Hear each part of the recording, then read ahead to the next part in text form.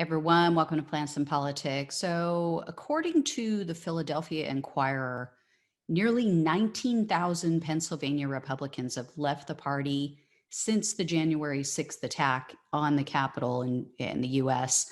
Now, while they note that voters switch their registration every year, typically only between 20 to 33% represent voters exiting the Republican Party. So if you look at the stats going back to 2013, the majority of the defections in Pennsylvania have been from Democrats who left that party. However, this year, 64% of all voters who switched their parties in just the first month and a half of this year were Republicans. That's more than double the standard rate. The Philadelphia Inquirer also noted that of all the voters with whom they've spoken, they give the same answer for their departure from the party. Now, that's not to say every voter everywhere is going to give the same answer, because we have evidence that that's not true.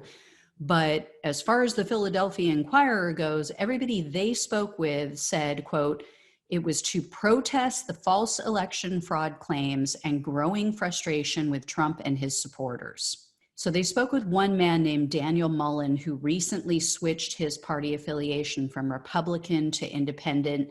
And he's not a never Trumper. This guy actually voted for Trump in both the 2016 and 2020 elections. But he says that he became increasingly frustrated by Trump's election fraud claims and then the way he responded to the Capitol attack. This trend is happening all over the country. I recently shared that with you. Reuters news outlet spoke with a retired attorney in Florida, a woman named Diana Hepner, and there's thousands of additional Republicans that have fled the party in that state in the recent weeks. Hepner told them, quote, "I hung in there with the Republican Party thinking we could get past the elements Trump brought. January 6th was the straw that broke the camel's back." However, Hepner is exactly the type of Republican that I recently warned about in my last report about this mass exodus, because she also told Reuters that she joined the Democratic Party. So not everybody who leaves the Republican Party is joining the Democratic Party. Many are becoming no party preference, or they are now independents.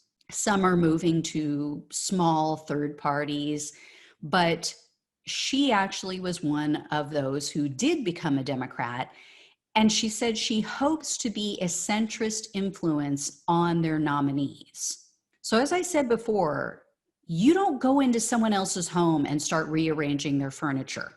You don't go in, you don't start throwing out the food that you dislike in someone else's house and then restock their fridge and their pantry with your choices. If you don't like what the party stands for and you don't care for the type of people who already represent the Democratic Party, then you shouldn't become a Democrat. So yes, this spells disaster, this whole thing with people leaving in droves. It spells disaster for the Republican Party because, of course, it's going to mean that more QAnon fanatics like Marjorie Taylor Greene and Lauren Boebert are going to win in primary races. However, they're going to be hard-pressed to win in general elections, especially in statewide races. So it's bad for the Republicans, but it also could spell disaster for the Democratic Party, because if too many of these people join the party and they want to change it and they get their way, it could turn the party into something that progressives like myself or more left-leaning liberals no longer recognize. They're going to do to the Democratic Party potentially what these QAnon people and other conspiracy theorists have done to the Republican Party. I mean, in a different way, but it could change it. And progressives like myself already have many issues with things like the warmongering, the corporate pandering that Democrats do, which prevent change.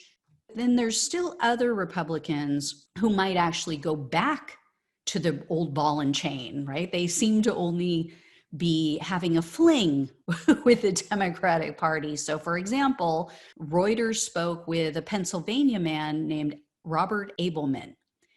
Now, although Abelman told Reuters that he's disgusted with Trump's influence over the GOP and he voted for Biden in the general election, and then he changed his party affiliation to no party preference this month, he also said, quote, "I don't want to say I'm done with the Republican Party."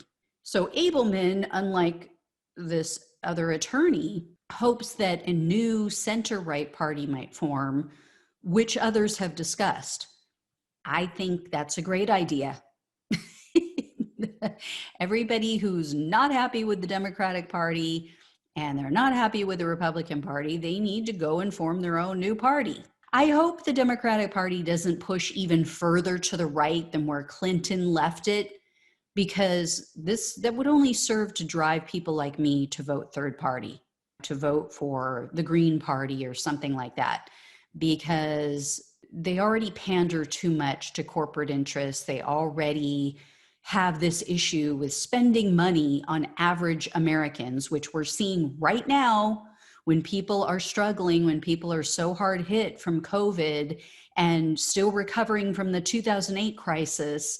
And yet you still have them hedging their bets and, oh, we're afraid to send it to too many people. And oh my gosh, what if we help people that don't need it? Seriously, that's the Republican Party. That's their BS. If the Democrats are going to go down that road and they're going to keep pandering to the corporate interests, if they're going to keep bending over backwards for the Republicans and pretending that they're the ones blocking everything, when in fact they could do a lot of stuff through reconciliation, then they're going to lose people like me. I'll let you know if I hear any more. As always, thanks so much for watching and listening. Take care, and I will talk with you soon.